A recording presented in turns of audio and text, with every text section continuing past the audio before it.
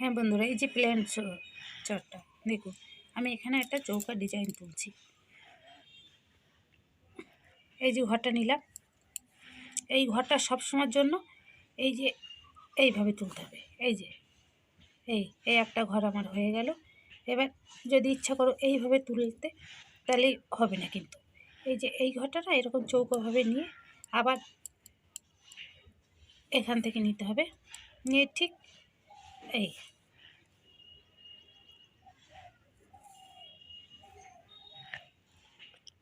সবসময় ঘুরিয়ে ঘুরিয়ে নিতে হবে, তাহলে চারটে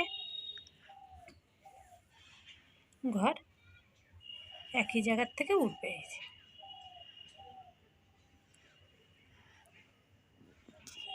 প্রথম ঘরটা নিতে গেলে এইভাবেই ঘরটা চারটে ঘর এইভাবেই নিতে হবে। এই যে এই চৌকা, এই চারটে ঘর এইভাবেই নিতে হবে। এবার নিতে গেলে এই যে এই কোণা থেকে, এই যে এই কোণা থেকে তুলতে হবে। এই সবসময় কোণাকুনি, এই যে আবার এই কোণা থেকে নিতে হবে।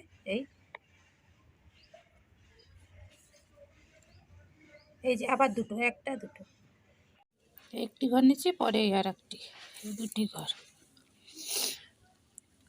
ঘর কিন্তু আড়ে আড়ে নিতে হবে, না হবে না। এই সোজা তুলে দিলাম। এবারে একই ঘরের থেকে দুটি ঘর উঠবে। এবারে একটি,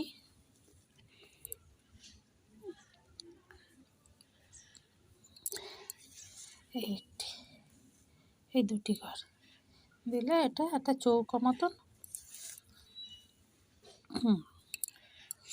সোজা সেলাই নিলে কিন্তু হবে না সবসময়। এই যে এবার এই ঘরটা এইভাবে তুলতে হবে। এই সোজাভাবে যদি তুলি তাহলে ঘরগুলো সোজা হয়ে যাবে, আর যদি এইভাবে তুলি ঘরগুলো প্রত্যেকটা ঘর বেঁকা বেঁকা উঠবে। এই একটি, এক, দুই, দুটি ঘর আবার নেব। এই দুটি ঘর নেব, আবার ঠিক মাঝখান থেকে এই আর একটি ঘর নেব, নিয়ে এই আর একটি ঘর নেব।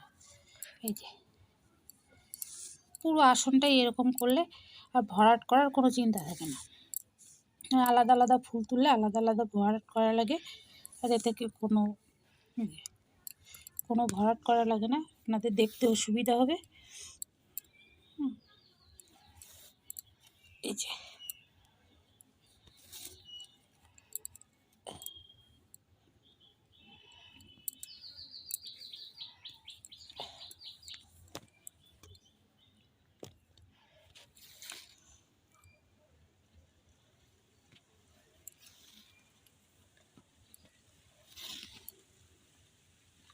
সবসময় আড়ে, সবসময় সেলাইটা আড়ে যাবে,